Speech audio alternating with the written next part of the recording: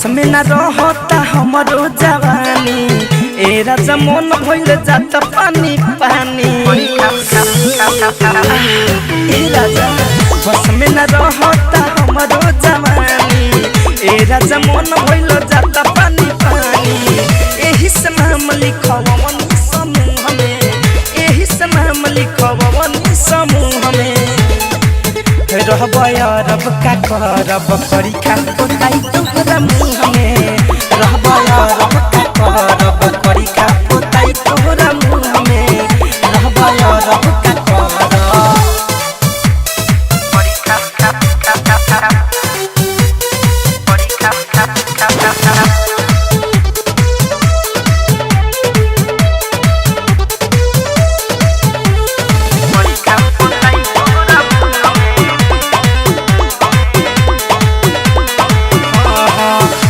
नहीं हमारा से होता कंट्रोल जी सोच में देहिया गइल हम गलती राजा अब नहीं हमारा से होता कंट्रोल जी सोच में देहिया गइल हम गलती काहे रहेला सोया इतना गुरूर में काहे रहेला राजा इतना गुरूर में रहब यारब का करब करी का पोताई तोहरा मुँह में रहब यारब का करब करी का पोताई तोहरा मुँह में रहब यारब का करब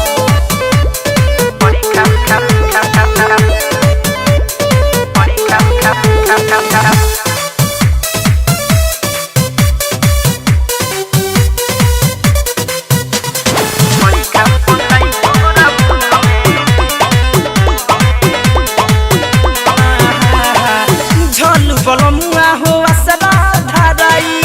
ओइल ना घरे तू गइल भुलाई पियावा दिने से गइल असला धाराई ओइल ना गुडन घरे गइल भुलाई धरे कौन धनंजय के बोलाल सुरूर में धरे कौन धनंजय के बोलाल सुरूर में रहब यारब का करब करी का पोताई तोहरा मुँह में रहब यारब का करब करी का पोताई तोहरा मुँह में रहब यारब का करब।